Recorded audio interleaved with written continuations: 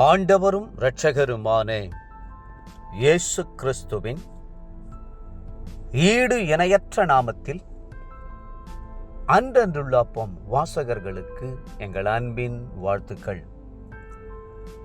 2026 ஆண்டு ஜூலை மாதம் 17ஆம் தேதி வெள்ளிக்கிழமைக்குரிய தின தியானம்.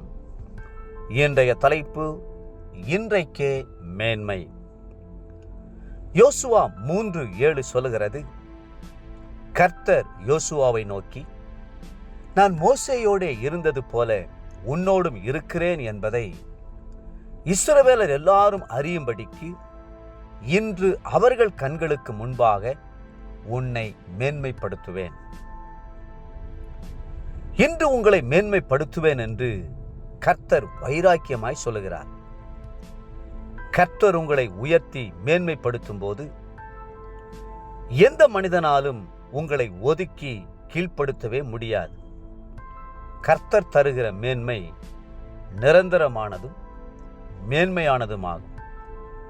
மோசேக்கு பின்பாக கர்த்தர் யோசுவாவை தெரிந்து கொண்டு பெரிய பொறுப்பை அவரது கைகளில் கொடுத்தார். இஸ்ரவேல் ஜனங்களை வழிநடத்தும் பொறுப்பு கானானில் உள்ள ராஜாக்களுக்கும் ஜாதிகளுக்கு விரோதமாக யுத்தம் செய்ய வேண்டிய பொறுப்பு, தேசத்தை ஜனங்களுக்கு பங்கிட்டு கொடுக்கும் பொறுப்பு என பல பொறுப்புகள் அவருக்கு கொடுக்கப்பட்டன. எப்படி நான் இதை செய்து முடிப்பேன்?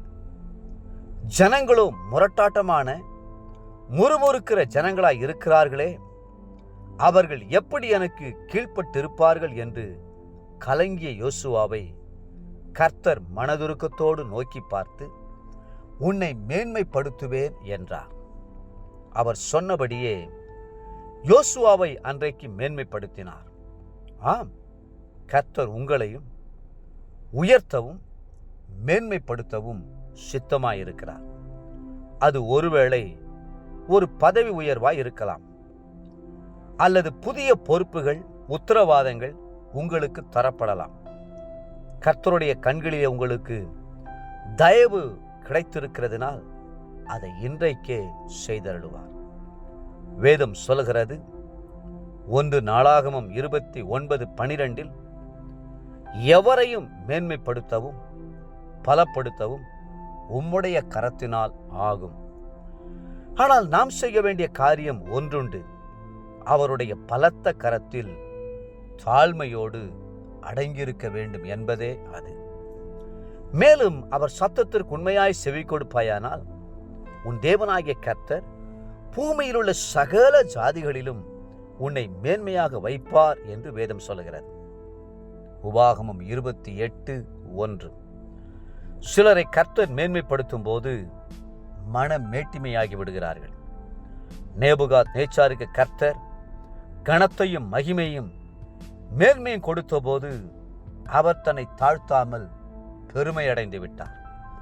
பாபிலோன் ராஜ்யத்தின் அரண்மனையிலே உலாவி, இது என் வல்லமையின் பராக்கிரமத்தினால் என் மகிமை பிரதாபத்துக்கென்று ராஜ்யத்துக்கு அரண்மனையாக நான் கட்டின மகா பாபிலோன் அல்லவா என்று சொன்னார். இந்த வார்த்தை ராஜாவின் வாயில் இருக்கும்போதே வானத்திலிருந்து ஒரு சத்தம் உண்டாகி, ராஜாவாகிய நேபுகாத் நேச்சாரே, ராஜ்யபாரம் உன்னை விட்டு நீங்கிற்று, மனுஷரின் என்று தள்ளப்படுவாய், வெளியின் மிருகங்களோட சஞ்சரிப்பாய், மாடுகளைப் போல் புல்லை மேய்வாய் என்று உரைத்தது. தானியேல் 4ஆம் அதிகாரம் 30-32 முடிய. பெருமை காரணமாக அவர் உடனே மனுஷரின் என்று தள்ளப்பட்டு மிருகம் போலானார். தேவப்பிள்ளைகளே, கர்த்தர் ஏற்கனவே உங்களை மேன்மைப்படுத்தி இருக்கிறார். அவருக்கு முன்பாக நீங்கள் தாழ்மையோடு நடந்து கொள்ளுங்கள். இன்றைய நினைவிற்கு செப்பனியா 3:20. பூமியில் உள்ள சகல ஜனங்களுக்குள்ளும் நான் உங்களை கீர்த்தியும் புகழ்ச்சியுமாக வைப்பேன் என்று கர்த்தர் சொல்லுகிறார். இன்றைய வேத வாசிப்பு காலை சங்கீதம் 18 மற்றும் 19 சங்கீதங்கள், மாலை அப்போஸ்தலருடைய நடபடிகள் 20ஆம் அதிகாரம் 17 38 முடிய. அன்புக்குரிய அன்றன்றுள்ள அப்பம் வாசகர்களே, மீண்டும் உங்களை வாழ்த்துகிறோம். கர்த்தர் இன்றைக்கே உங்களை மேன்மைப்படுத்துவார். கர்த்தருக்கு முன்பாக தாழ்மைப்படுங்கள். கர்த்ததாமே உங்களை ஆசீர்வதித்து மென்மேலும் உயர்த்துவாராக. ஆமென்.